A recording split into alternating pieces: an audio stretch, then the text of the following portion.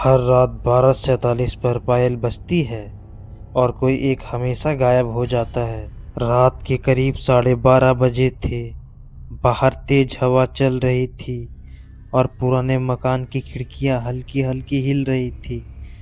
अर्जुन अपने कमरे में अकेला बैठा मोबाइल चला रहा था। उसके माता पिता शहर से बाहर गए हुए थे और पूरा घर उसके जिम्मे था। कमरा छोटा था। एक पुराना पंखा छत पर धीमी आवाज में घूम रहा था और दीवार पर लगी घड़ी की टिक टिक साफ सुनाई दे रही थी। अचानक पंखा अपने आप बंद हो गया। कमरे में अजीब सी खामोशी छा गई। अर्जुन ने ऊपर देखा। स्विच तो ऑन ही था। तभी कमरे का दरवाजा अपने आप हल्का सा चर्र की आवाज के साथ खुल गया। बाहर अंधेरा था। उसने सोचा शायद हवा से खुल गया होगा। वह उठा और दरवाजा बंद करने गया। जैसे ही उसने दरवाजा पकड़ा, उसे लगा किसी ने बाहर से धीरे से उसका हाथ छुआ है।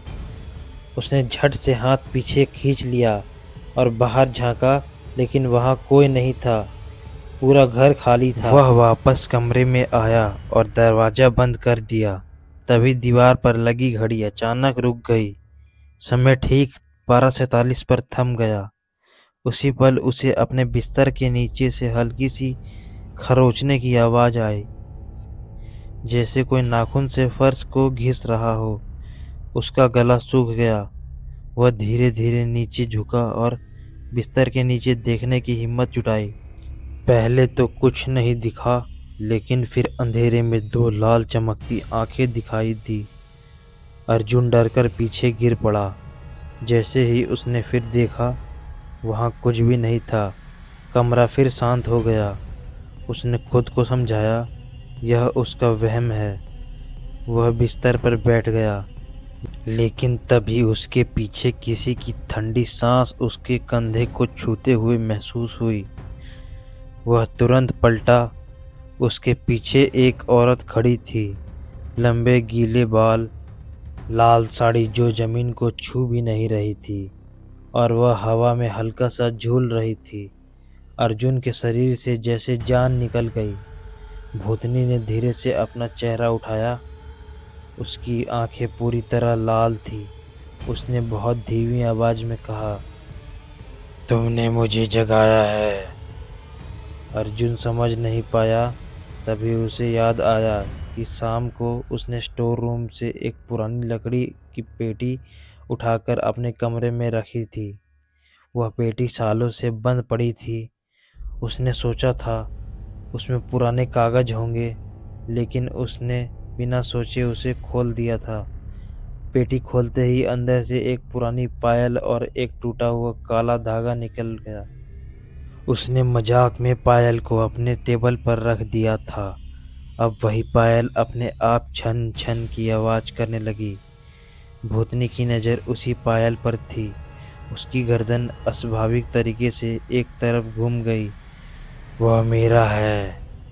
उसकी आवाज़ भारी और गूंजती हुई हो गई। कमरे का दरवाज़ा जोर से बंद हो गया। खिड़कियां अपने आप हिलने लगी।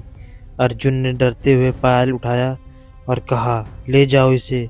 लेकिन भूतनी वहीं खड़ी रही। अचानक वह उसके सामने आ गई। उसका चेहरा अर्जुन से कुछ इंच दूर था। उसकी सांस बर्फ जैसी ठंडी थी। अब देर हो चुकी है, उसने कहा। तभी पायल अपने आप अर्जुन के हाथों से भूतनी के पैरों में जा लगी। एक पल के लिए कमरा पूरी तरह अंधेरा हो गया।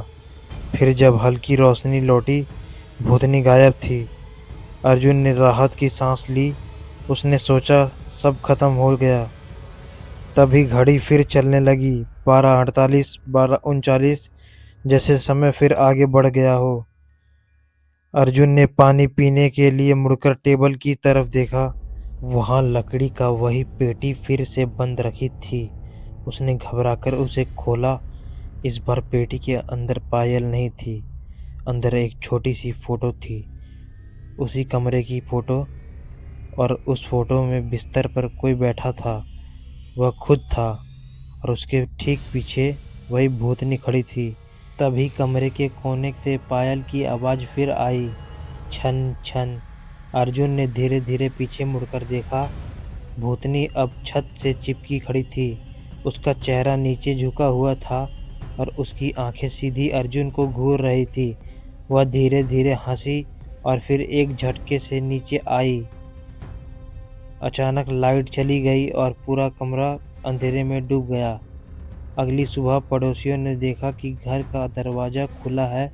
अंदर सब कुछ सामान्य था। घड़ी चल रही थी, पंखा घूम रहा था, सामान अपनी जगह पर रखा था, लेकिन अर्जुन कहीं दिखाई नहीं दिया। कमरे के बीचों बीच वही लकड़ी की पेटी रखी थी। पेटी के अंदर एक फ़ोटो रखी थी। फ़ोटो में एक डरावनी औरत बैठी थी और उसके पीछे अर्जुन खड़ा था। उसकी आंखें सफ़ेद दिख रही थी और उसके पैरों में पायल बंधी थी। उस रात के बाद हर रोज़ जब घड़ी 12:47 बजते हैं, कमरे में पायल की हल्की आवाज़ गूंजती है। लोग कहते हैं कि अब उस पेटी में एक नहीं दो परछाई कैद हैं।